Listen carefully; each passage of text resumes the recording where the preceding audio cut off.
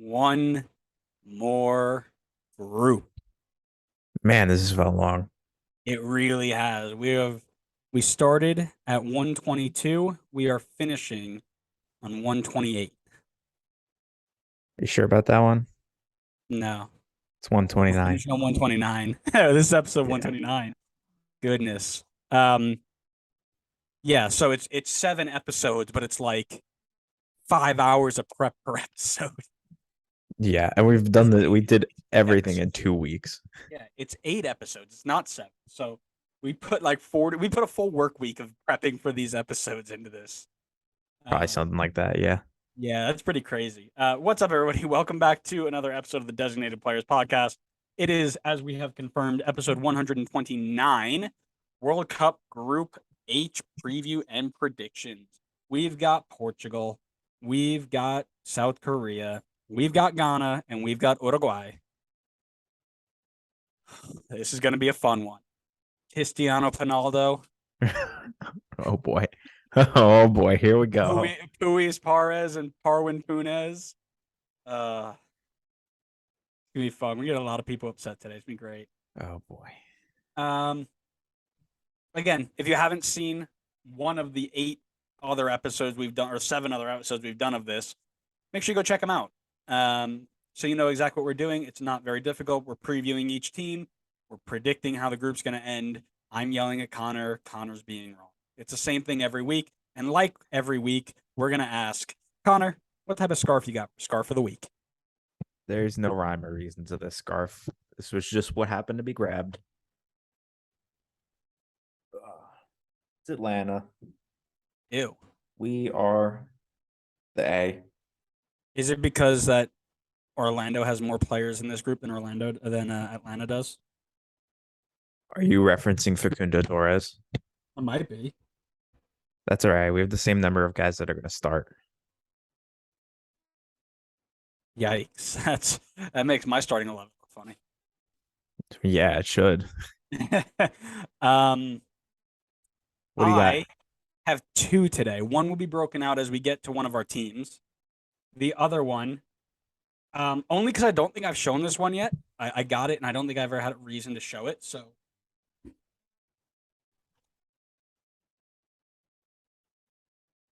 Benfica. we got the Benfica Oh, scarf the here.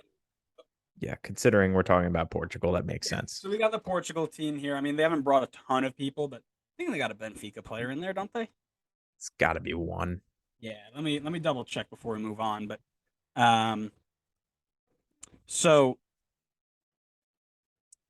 I brought it out just because, Portuguese league, Portugal, but I do have a very special one, and it hits home to a very early episode in this podcast history.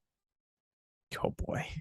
They do. They got Gonzalo Ramos from Benfica. They've got John Mario from Benfica, and they've got Antonio Silva from Benfica. So I'm repping 3 players.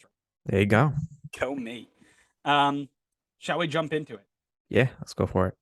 All right.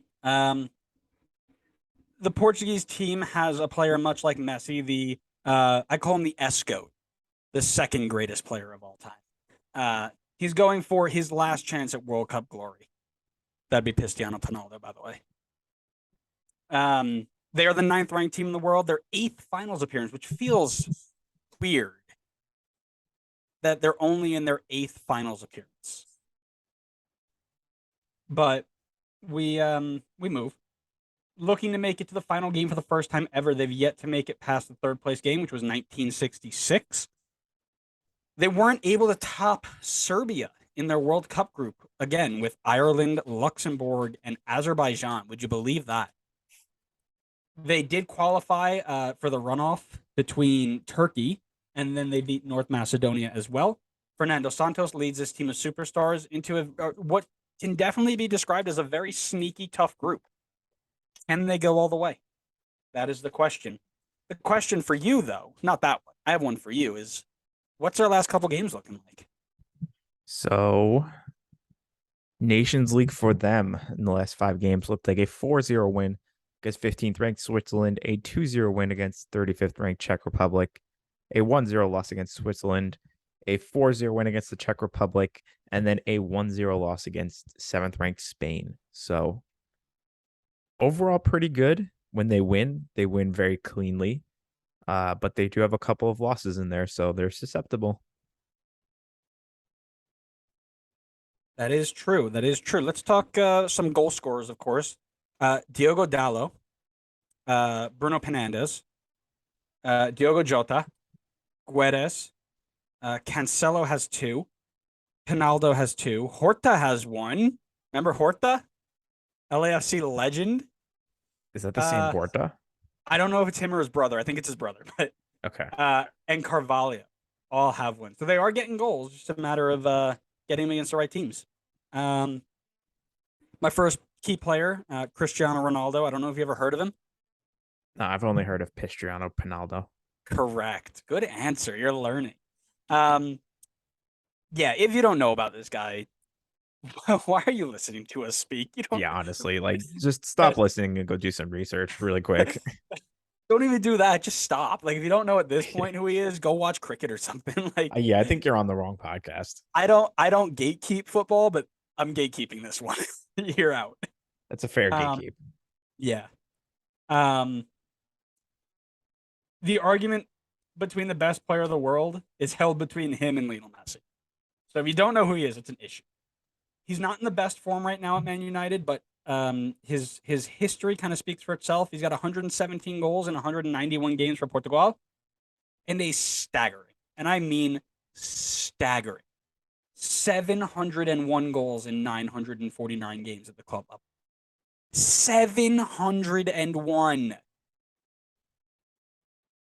Speechless. Yeah. The best thing about him is that when there's pressure, he steps up. He gets better when the games get tougher. Watch him in the Champions League. Watch him as he gets into tournaments like this. As the games get tougher, he gets better.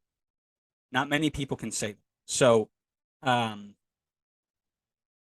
can't wait to watch him play. This is his last run. He's going to give everything he's got. I can't wait. Yeah. I mean, that was a pretty obvious one to start off with, but yeah, I'll be curious to know what he's going to bring to the table, considering he has been, I don't want to say out of form because he really hasn't even had a chance at the club level.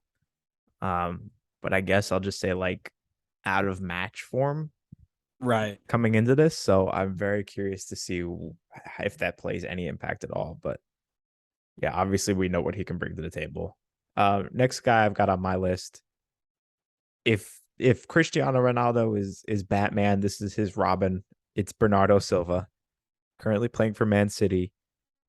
Someone who doesn't, show up as, what's the right word? Frequently. Yeah, frequently in the goals and assists as Ronaldo does, but does so much more behind the scenes, I guess I would say, to really help out his teams, both Man City and Portugal. Right. Has played pretty consistently for Man City this season. He's got 14 appearances, 2 goals, 5 assists. Played a ton, obviously, for Portugal.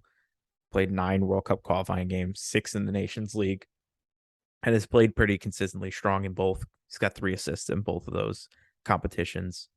So yeah, obviously going to be a highly crucial player in the attack for them. Even if he's not the one getting the goals or the assists, he's going to be creating so much for this team. Correct. And one of the things I'll say too is he's very good at working on the defensive side of the ball too. He can play out wide or centrally in midfield, but either way, he's going to work back and try and defend a little bit, which is not something you can say for every Portuguese attacker in there. He'll contribute massively. I agree with you 100%. There were a lot of people to pick for this last one. I went with João Cancelo, Bernardo Silva's teammate, playing on both sides of the back line, an attacking fullback or what we call an inverted fullback.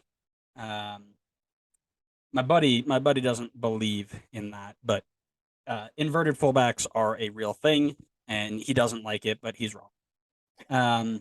7 goals and 37 appearances for Portugal as an outside back. 355 games, 17 goals in club. Pep turned him into one of the most dangerous attacking fullbacks in the world on either side. He's going to contribute massively to Portugal, and he will be key in their success.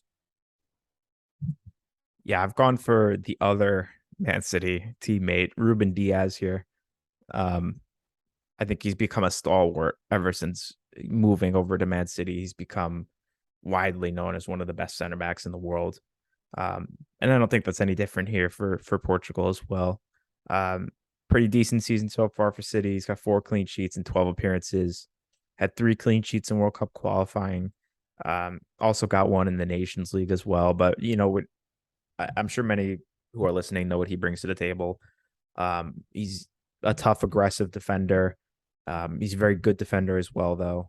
Going to be a rock in the back line for them, and um, provide a little bit of comfort for the Bernardo Silvas and the Cristiano Ronaldos to get forward and let loose on the attack. So I think he'll be an important player. Sure, yeah, he's he was another guy I was looking at. I was looking at Bruno Fernandes. There are tons of people you could put in here. This is another team that's got 150 world class players, and they had to pick 26. So my starting 11, I've got Rui Costa in goal, Cancelo, Diaz, Pepe, and Guerrero across a back four. I've got them in a 4-3-3, by the way. Uh, Neves, Fernandez, and Carvalho in a midfield three, with Silva, Ronaldo, and Rafael Leao on the left wing. Can you tell me again who you have in goal? Did you say Rui Costa? Was it Rui Costa? I thought it was Diogo Costa. Is it Diogo Costa? It is Diogo Costa. I'm sorry. I mixed Rui Patricio and Diogo Costa. You're right. My fault. I got confused. It's been a long day. I've been talking to you for like 4 hours. Yeah, it's a long period of time. It's been a long recording session. I've got them also in a 4-3-3. I Nice. have Diogo Costa in goal. Uh, I've got Nuno Mendes on the left. I've got Ruben Diaz and Pepe as the center backs. João Cancelo on the right. Midfield three of Neves, Fernandez, and Carvalho. And then the front three of Rafael Leao, Ronaldo, and Bernardo Silva. So literally the same thing except the left back. You went with Guerrero on the left? Yes. Yeah, I have Mendes/Guerrero, so no complaints if you go either or. I think both of them will end up playing. So, Yeah, most likely they'll switch them. yep. Alrighty. Shall we move on to the next team? Yes, 100%. I'm going to Ghana, Ooh. the most hated international team for no reason ever, other than the fact of 2010 World Cup. That's it. Like the non-CONCACAF most hated team for me is this team. I don't know if you were around in 2010, were you? No, but I think I've seen like clips of that game in 2010. 2010 was a nightmare of a World Cup. We'll go through it offline. That's I a good I history. vaguely remember the 2010 World Cup. I was watching some games, but I didn't understand anything that was going on. Right, right. Um, they are the lowest ranked team in the tournament. We talked about this a little bit. 61st ranked, the clear underdogs. They did beat Nigeria to get here, though. So this is their fourth ever finals, looking to make it past the quarterfinals for the first time ever. They do have solid squad, talent in various positions, led by Otto Otto. That's Ottoaddo. Otto Otto. They're young. They're looking to prove themselves on the world stage. There's going to be learning curves, I think, with this team, which kind of highlight themselves in their last 5 games. Talk to me about them. Last 5 games for Ghana. I'll be honest, they don't look great. No, they don't. Um, they've got a 1-1 draw against 132nd ranked Central Africa, then a 4-1 loss to 24th ranked Japan. I can't begin to explain how this one happened, but they had a friendly against Chile where it finished 0-0, and then for some reason they Went did to penalties. penalties. Why I don't understand, but sure. They won 3-1 in pens, so I guess that counts as a win. 3-0 loss against first ranked Brazil, and then a 1-0 loss against 142nd ranked Nicaragua. I will caveat this by saying I don't know if I want to say that their starters were not playing in all of these games. I think they only played in a couple, but I don't remember for sure. But on paper, if you just go off the assumption that they were playing starter guys in these games, these are not good results coming in. Listen, I can tell you for a fact that as a player and as a coach, it doesn't matter if you're playing your second team, your first team. If you're coming in bad form, it is really hard to shake that going into the World Cup or in any tournament. You like to have a couple of wins under your belt so that you can feel confident no matter who you go against. You know what works, you know what you can do. Um, that form doesn't speak a ton of confidence. Fatawu, Ayu, and Partey with the goals in that group of players there. And Thomas Partey is one of my key players. Wow, He couldn't have seen is, that one coming. no, he's a midfield engine for this team. He will run the show from that 6-8 spot. He's got very good passing. He's very strong on the ball. As we've talked about, he can nab a goal or two. He's going to have some help around him, but his success is going to be very, very crucial to the team's success. He is the captain. He's going to be the focal point. You want him to perform well, and if he doesn't, the other players won't feed off of that. So, um, very, very important to focus on him there. Yeah, I had him on my list as well. That one, that felt pretty easy to put him on there.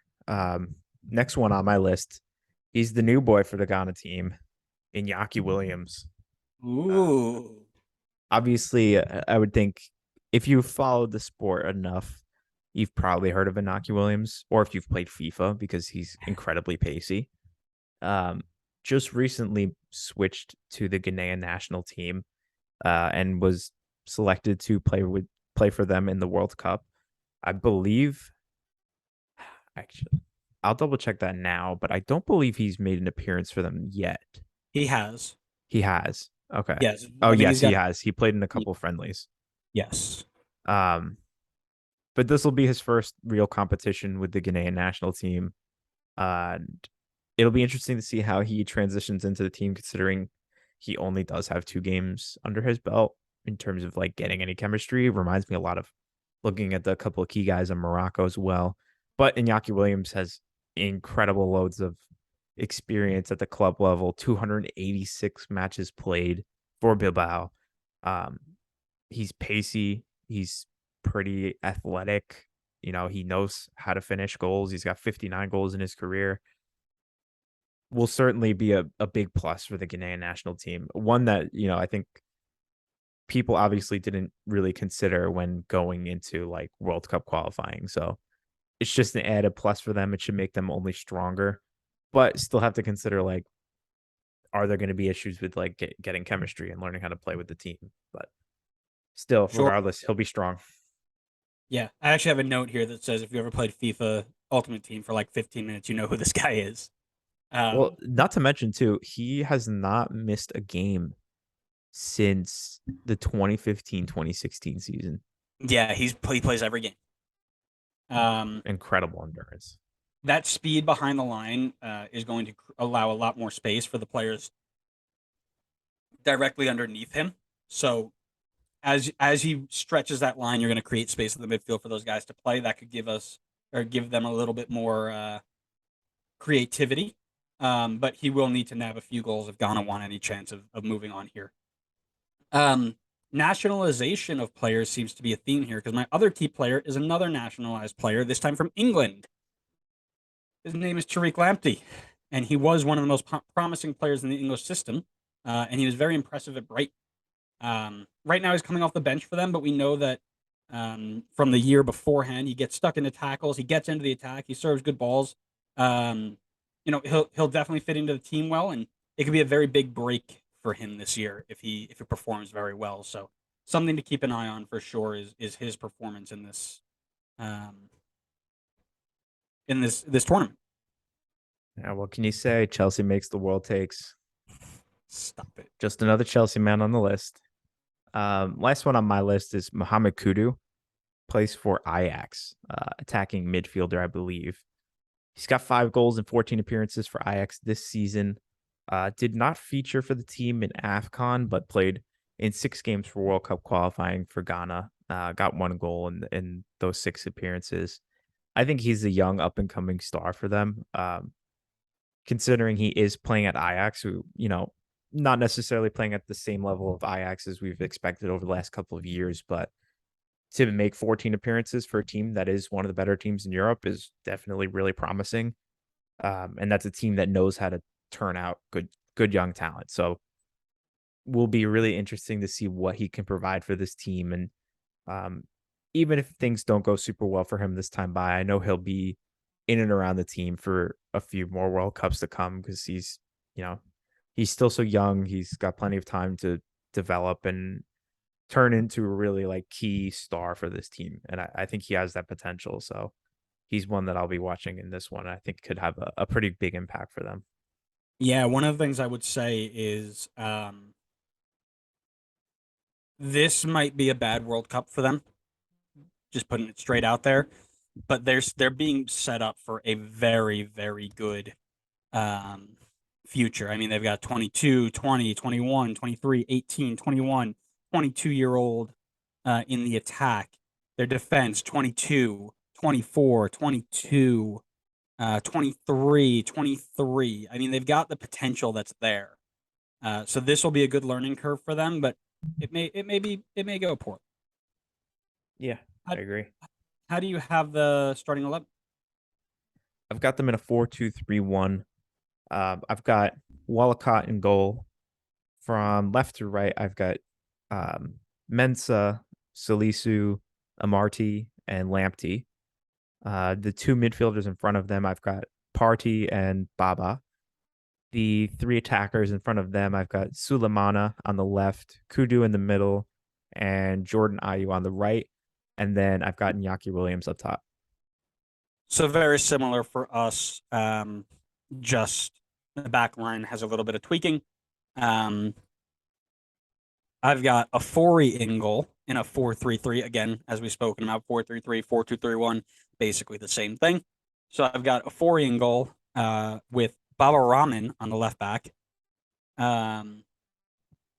Amarty, Dejiku, and Lamptey in the back four, Kudus, Baba, and Party in the three, with Ayew, Williams, and Sulemana in the front three. So similar, just a little bit different in the back line. I went a little bit more experience. Salisu with 2 appearances for this nation.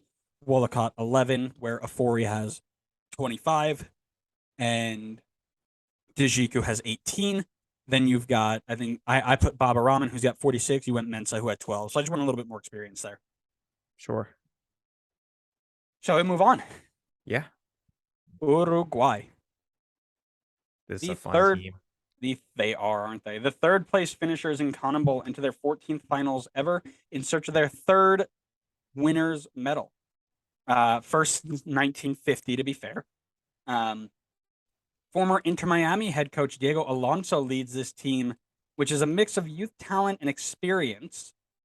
They got a lot of high hopes of moving deep into this tournament, but you can be sure that he is ecstatic that there are no MLS roster rules to get him in trouble when he goes in this time. He can't break any rules. I mean, he can, and he probably will, but we'll see how it goes. Well, Talk he to me about the brought he last. brought Facundo Torres, so he could still break MLS roster rules. Maybe he'll like misuse Facundo Torres and still get in trouble then somehow. He wasn't actually registered. Yeah. That's awesome. Um, Talking about their last 5. So apparently Uruguay decided we're gonna go just destroy CONCACAF before this World Cup really quick. Um, Last 5 games have consisted against a 3-0 win against 13th ranked Mexico, a 0-0 draw against 16th ranked USA, Clear. a 5-0 win against 16th ranked Panama, a 1-0 loss against 20th ranked Iran, and a 2-0 win against 41st ranked Canada. So, I mean, the only thing I could add on to that is, getting a result against Uruguay is not for everybody in CONCACAF. USA clear. Facts. USA so clear. Goal scorers. De La Cruz has 2. Cavani had 4. Rossi had 1. Gomez had 1. Vecino had 1, and Parwin Punez had 1. So, spread out a little bit. Cool to see Cavani getting on the scoreboard a bunch. will be interesting to see how that whole thing starts. But my first player in key players is Federico Valverde. I watched this guy play in the UCL in against Liverpool. Oh my god, he may be the best player I've ever seen watch like live ever. Oh my god, he could play in the midfield. He could play as a winger. He could play as a right back. You could probably throw him at center back, and he'll do a job for you. But he does it all like at a world class level. Most likely going to be playing in the central midfield pack for Uruguay, but his transition from defense to attack, his transition from attack to defense, his knowledge of the game, his passing, his ability to take players one on one, his speed, his acceleration, everything about it is world class. I'm so excited to watch him play, and I think him alone gets them very good results in this tournament. So the play is going to run through him, I think, and you can expect him to be the focal point of a lot of their work. Yeah, he's quickly become one of my favorite players in the world, to be honest. I just think Easy. he just is like he's the equivalent to like a five-tool player in baseball. Like I just feel like he does everything. Honestly, I feel like you could stick him in goal and he'd schlegel it and somehow pull something out for Uruguay. Um, yeah, I'm a massive fan of his. He was first name on my list as well. But to jump into someone else, another top player, I've gone Jose Maria Jimenez, a name that has been associated with Uruguay for a while now. Consistent starter for Atletico Madrid. He's got 9 appearances, 3 clean sheets so far, and also a very consistent starter for Uruguay. A 7 rating in Copa America with 3 clean sheets in 5 games. Had 6 clean sheets in World Cup qualifying as well. So super strong defender, going to add a lot to that back line. Kind of give a mix of, guys that are kind of in their peak and guys that are veterans. I think he'll kind of provide a little bit of both. He's got the experience and playing at, I think, probably, I don't remember exactly how old he is, but I would imagine, I believe it's around his peak right now. So interesting to see what he can bring. I believe he's 24. What? No way. He's definitely older than 24.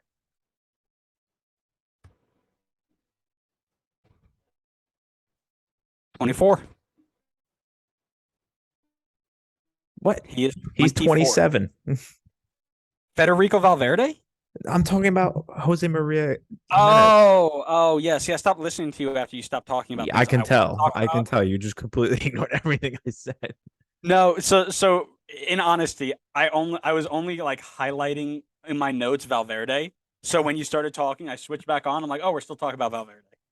Yeah, I'm just talking about all the clean sheets Valverde kept. I mean, he kept the one that matters, right? Of course, he did.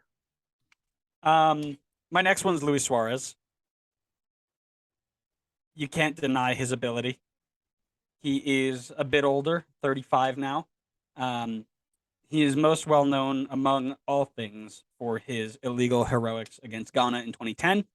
Um, but he, like Everton legend Richarlison, um, a work rate like no other. You want him to press, he's going to get the ball, and he's going to kill you if he has to, Or bite you. or bite you.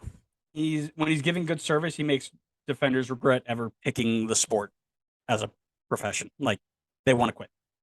Um, Great in the air, killer on set pieces. He'll make run after run after run in behind, and he'll be offside 9 times again. But if you leave him for the 10th and he's onside, he's going to make you pay. 68 games, or 68 goals in 134 games for Uruguay, 445 goals in 715 games for club. Dude knows how to score the ball. He will continue at this tournament. Yeah, as much as he's had plenty of controversial antics over his career, this man is one of the greatest goal scorers of all time. And despite the fact that he's 35, if you sleep on that fact, he will absolutely destroy you again. Yep, absolutely. Who's your last one? That's it. I had Suarez as my last also. Oh, okay. Um, I tossed Edison Cavani in there as well. Um, Again, somebody you can't really deny. He probably won't start or make a lot of the, he may not start every game, But when he enters the game, the changes he makes are dynamic, especially if he's coming in for somebody like Nunez, who is a completely different player. He lit up France when he was at PSG. He went to Man U, didn't do anything. Went to Valencia, and now he's got 4 goals in 7 games. 58 goals and 133 for Uruguay, and 364 in 622 games at the club level. But you got to talk about this guy's ability in the air. Every time I see him in the air, he's like a freight train. He goes through anybody standing in his way. He wins that ball. Yeah, you can't leave him. You can't leave him unmarked. If he's unmarked,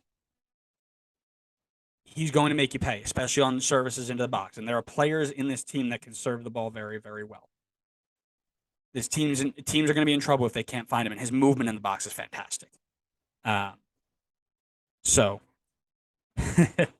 oh goodness, I can't wait to watch this team play. Yeah, me too, honestly. Talk to me about starting 11. All right, so I've gone for, I guess this could be like a 4-4-2 or a 4-2-2-2. Um, I've gone with Roche in goal. We could talk about that one more later, but back line I've gone Oliveira, Godin, Jimenez, and Araujo.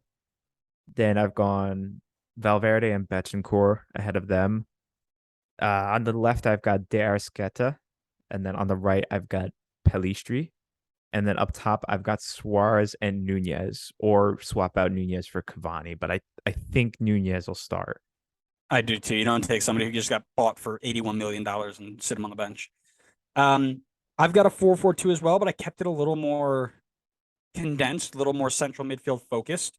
I've also got Roche in goal. I got Oliveira, Araujo if he's healthy. There's a very, very I don't know if he's going to play. He's in the team, but transfer market says he's expected to return back the day after Christmas, which The for day people after who don't Christmas. know, yeah, that's what it says. His adductor avulsion return expected on December 26, 2022. Wow. So he's probably going to try and play through that, either get himself really hurt or, be a superstar or whatever. If he can't go, I'll put Godin in there. But then I got Jimenez next to him and Varela on the right. In the midfield 4, I've got Torreira holding with Vecino and Bentancur and Valverde kind of in front of him. And then those 3 can pick and choose who goes forward at any given time. And then I've got Nunez and Suarez up top as well. And then Cavani comes in for any one of them. Yeah, they're stacked in the midfield. So I think you could easily go with what you're shaping them up as. Yeah, but they do like their wide players, so it could change. We'll see. Yeah, they got guys that can go out there, De La Cruz and De Arrascaeta and even Valverde. So, they got flexibility. Yep. Yes, they do. Yes, they do. Oh, I just saw, sorry, not to jump in here. It looks like I see an article right here that says Barcelona and Uruguay have agreed that Araujo will not play in the World Cup group stages. Ooh. I don't know. It's only one source. Nobody else is really saying that. All the other stuff is saying that he's expected to play in the World Cup, but I don't know if that means later stages. But let's wait and see. We'll see what happens. Yeah, no, absolutely. That's very interesting. So that was a massive one. We knew he was hurt. I don't trust that back line with just Jimenez and then a rotating team of Godin, Coates, and Cáceres, 36, 35, and 32 years old. I think Coates is probably the next guy up, but Godin, that captain, is going to be there. I don't know. I just think against teams like Ghana, they're going to get toasted. I don't know. I think they'll be okay still. I kind of agree with you that like Iñaki Williams could definitely devastate like a 40-year-old Godin or a 35-year-old Coates, but I still think those guys are really good defenders, even if they have to slot in there. So no, I definitely do. But if that's the case, that makes my predictions a little different. I don't know if that's for sure. So I can't say that with 100% certainty. That's all right. I'm here for chaos. All right, we go to the last team, and I'm switching my scarf. Portugal is gone. If you know ball, you know what we're about to do here. Last team is Portugal, South Korea. Oh, Hwang and Bohm. That's right. Where's Adam at when you need him? This is a throwback to like the first 4 episodes where Adam would just go off about Vancouver every time they sold somebody. And one of those somebodies was Mbam Huang. So in memoriam, this is for you, Adam. I know you listen to every single one of our episodes. Obviously, he does. We should tell him that we mention him in every episode and make him listen until he finds one. You should tell him we've mentioned him in a episode, but don't tell him which one. You got to go find We it. said something really bad about you in one of them. That's funny. The final team in our preview and predictions section. That is wild. 28th place South Korea enters their 11th tournament, finishing second in the Asian qualifying process. Led by a Portuguese man named Paulo Bento, this team is full of exciting hopefuls. That's the way I'm going to put it. This group is going to come down to the last day. I can guarantee it. This won't be decided with a game to go. Heung-min Son has been included, but is he going to be fit enough to be 100%? The answer to that question may define their results. Because I want you to talk to me about their last 5 results, and I'll tell you why I think that. All right, last 5 for them. A 3-0 win against 145th ranked Hong Kong. A 3-0 loss. Say who? I said, woo! A 3-0 loss against 24th ranked Japan. A 2-2 draw against 31st ranked Costa Rica. A 1-0 win against 43rd ranked Cameroon. And a 1-0 win against 62nd ranked Iceland. Yeah, so the reason why I say Son's health may be very, very vital is because he's got most of the goals in, or most of the goals for the team, rather. So he's got 2 goals in there. Hwang Hee-chan has 2 goals. I'm sorry, he has 3 goals. Hwang Hee-chan has 2. Kwon, Kim, and Cho each have 1. Jung and Song have 1 Song has 1 as well. So the play revolves around him. He is the guy, which is why he's also one of my key players. I know. Surprise. Shocking. He's one of the most dangerous attackers in the world. His ability on the ball, breathtaking speed, deadly finishing, it all combines into being one very, very dangerous human being. 35 goals in 105 South Korean appearances, 201 goals in 542 appearances at the club level. Again, if you haven't heard of this guy, go look up some of his best goals. That run he had against West Ham, I think it was, from like his own 30, slicing through 9 defenders and then tucking home, is just a snippet of what he can do. And we know that he doesn't need a ton of help around him to do it either. He's in that Spurs team. So if he can do it in that Spurs team, he can do it anywhere. Yeah, I think you're definitely right in that his health is going to play such a key role for this team and what they're going to be capable of. If he's healthy, I definitely think they can play spoiler and definitely can, cause some upsets. But without him, it's going to be just infinitely tougher.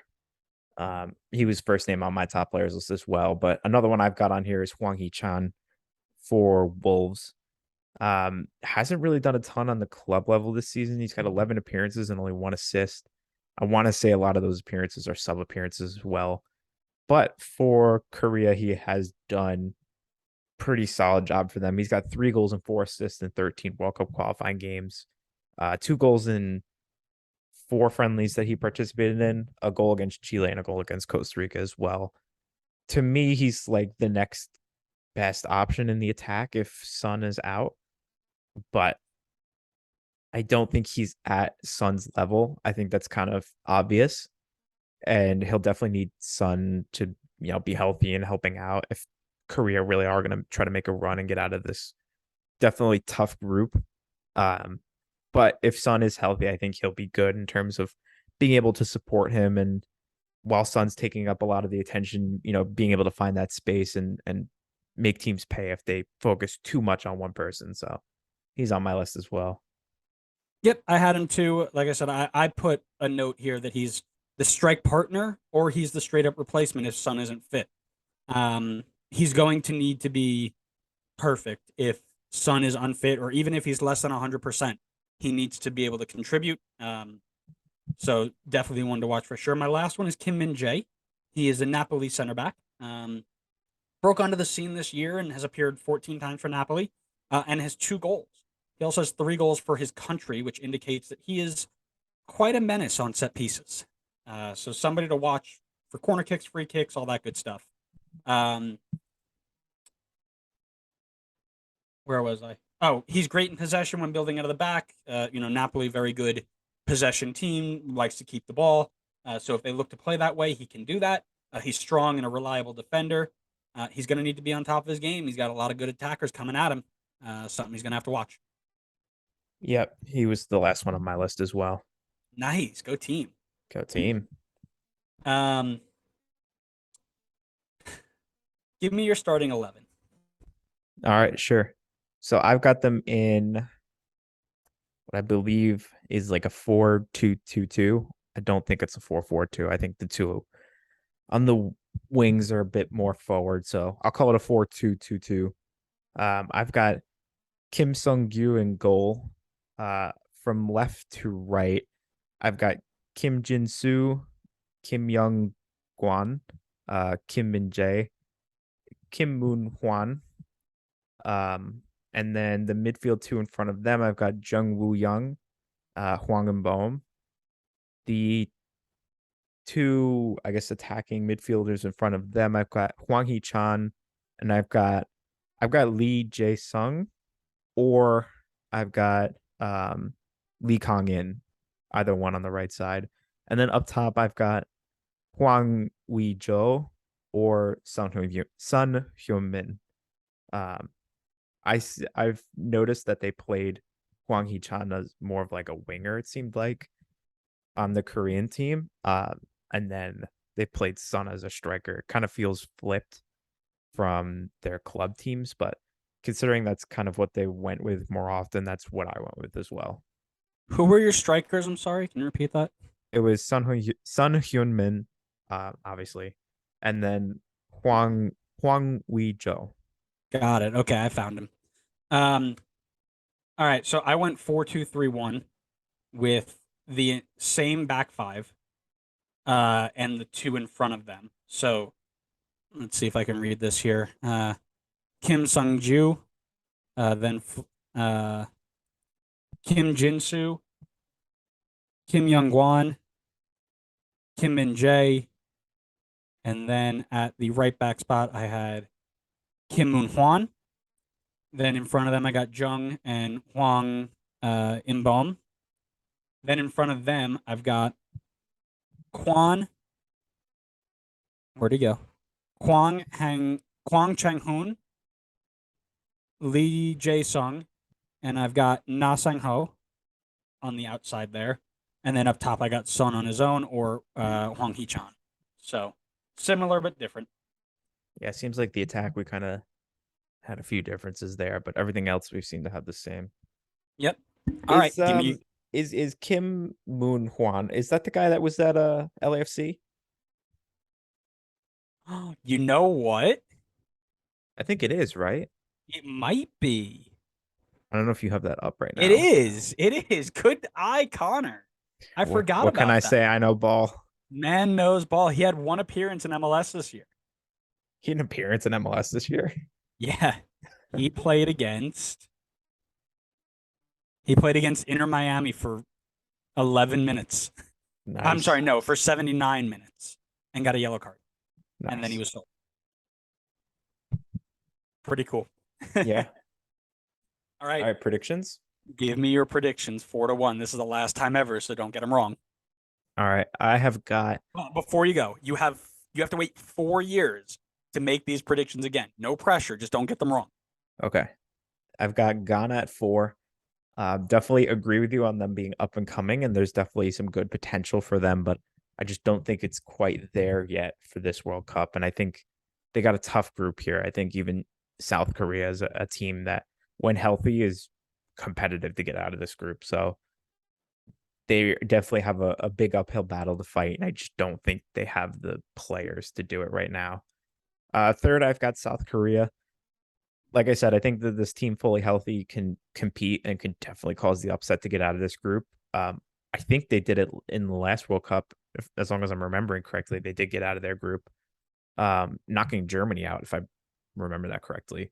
So they definitely have the quality to do so, but I'm a little bit worried with how healthy we're going to see Son come in. And because he's so important to this team, that has me a little concerned with them being able to get out of this group, which is already tough to begin with. Portugal and Uruguay are two very good teams. Second, I've actually got Portugal here. I like the Portuguese team a lot. There's definitely a lot of really good players in there, like the guys we talked about: Bernardo Silva, Ruben Diaz, Ronaldo, of course. Many more good players as well, even in their midfield. Uh, but I think I just like the Uruguay team a little bit better. I like their versatility. Um, I feel like they're coming in a little bit better form, just like the players themselves, not necessarily like the team as a whole. I feel like a couple of the Portuguese players are struggling a bit coming in, like Ronaldo and Bruno Fernandes. So I kind of like, Valverde's been playing phenomenally at the club level. Even Suarez, who's gone and playing in South America right now, but it's a good move for him to get good, consistent game time, and he's even got 6 goals down there. So, um, really nothing wrong with Portugal. I guess I'll call this one my interesting, out of the ordinary pick here to go with Uruguay on top. But I just really like this team, and I like the fact that they can be versatile and can kind of change things up to fit a system that maybe works better against how the other team is expected to line up. That is the craziest you've ever gotten, Connor. Again, wild and wack. It's the last No, one. you're crazy, man. You're crazy. Mine's a bit different. I've got Ghana at 4. We've talked about all the reasons why. I've got Uruguay at 3. I knew you were going to give me that. So here's the thing. Here's the thing. You've got all these players who are in their last World Cup ever, right? Messi, Ronaldo, Lewandowski, Suarez, and Cavani. There is going to be a storyline at the end of this season, or at the end of this, or end of the group stage that says World Cup career falls short for blank. Cavani and Suarez are those two. That's what I'm coming out to say. I don't think Darwin Nunez steps up to the plate yet. I think Valverde does well, but if Araujo can't play, I don't trust that back line as much as you do. Because of that, I've got South Korea in second. I think Son comes back fully healthy. Not fully healthy, but healthy enough to do a job against Ghana and Uruguay. And I've got Portugal topping the group, but I don't think it's a runaway. I think it's close. But so I've got Ghana at 4, Uruguay at 3, South Korea at 2, and Portugal at 1 to finish these predictions. Wrong. That's all I have to say. Wrong. Stop it. You're majorly sleeping on this Uruguay team. Maybe I am. Yeah, it's no maybe. It's a yes. That's okay. I'm here for chaos. I'm here to see what happens. Well, that's it then. That is all of our World Cup group previews and predictions. Make sure you let us know what you think. Follow along, subscribe, share it with your friends. Tell them how wrong Connor is. We love that. Make sure you're following us on all forms of social media: Facebook, Twitter, Instagram, YouTube, TikTok, so you can see when we post these clips. You can interact with us on there. We can have good conversation. Make sure you're following us wherever you get your pods so you know when the next one goes live. I don't know what our next one's going to be after this. We're going to do weekly World Cup updates, maybe? I don't know. We'll talk about it. We'll have to talk about it. Yeah. So, but yeah, thanks everybody for listening and for watching. We'll be back next time with episode 130. That's wild. But yeah, we will see you on the next episode of the Designated Players Podcast. See ya.